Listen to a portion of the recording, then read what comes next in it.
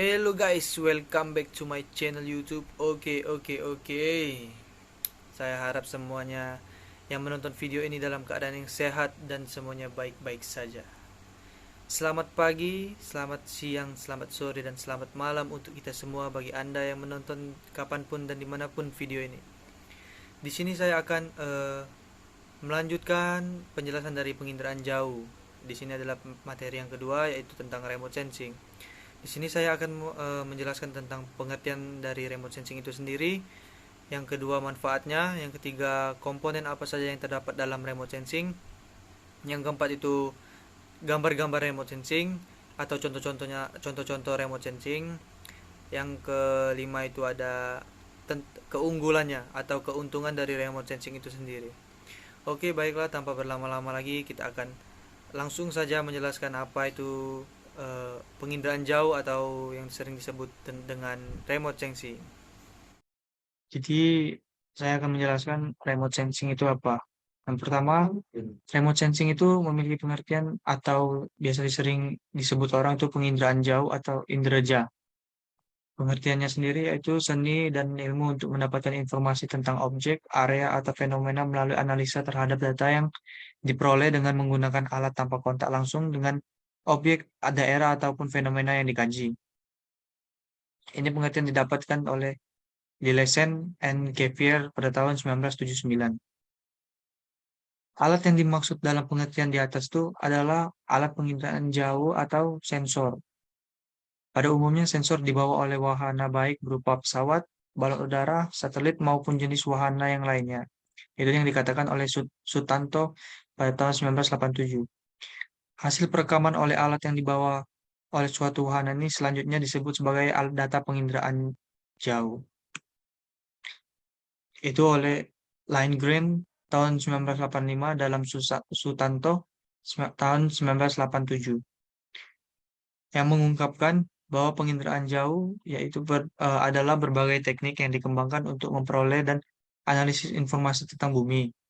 Informasi ini khusus berbentuk radiasi elektromagnetik yang dipantulkan atau dipancarkan dari permukaan bumi. Dari pendapat beberapa ahli di atas dapat disimpulkan bahwa penginderaan jauh terdiri atas tiga komponen, yaitu tiga komponen utama, terdiri dari yaitu objek yang diindra, sensor untuk merekam objek, dan gelombang elektronik yang dipantulkan atau dipancarkan oleh permukaan bumi. Interaksi dari ketika komponen ini menghasilkan data penginderaan jauh yang selanjutnya melalui proses interpretasi dapat diketahui jenis objek, area, ataupun fenomena yang ada.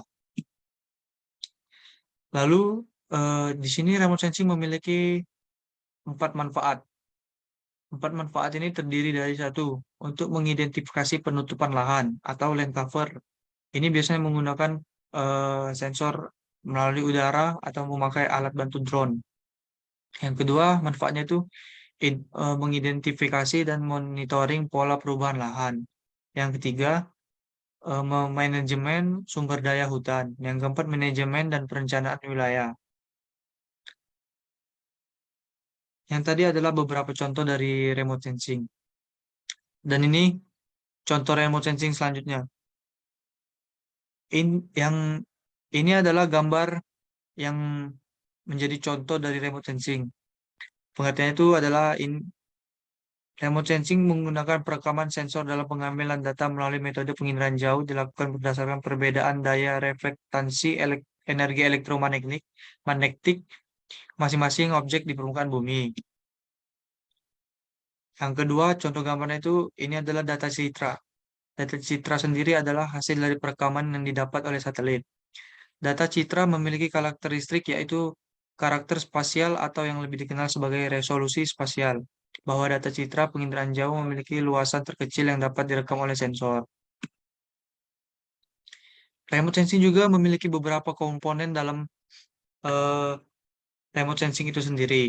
Yang pertama, sumber energi.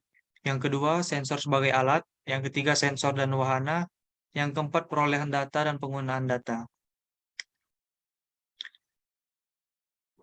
Apa saja yang menjadi keuntungan dari remote sensing? Di sini ada tiga keuntungan yang didapat dari remote sensing ini. Yang pertama, sebagai salah satu cara untuk memetakan suatu daerah bencana. Dua, periode pembuatan citra termasuk sangat pendek.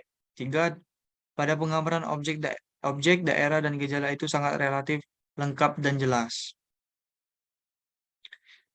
Eh, Mungkin itu saja yang dapat saya jelaskan dari remote sensing yang terdiri dari pengertian, manfaatnya, komponen yang terdiri dalam remote sensing itu, dan yang terakhir dari keuntungan itu. Semoga penjelasan dari saya dapat dipahami. Jika ada salah kata, saya mohon maaf. Sekian dari presentasi saya. Terima kasih.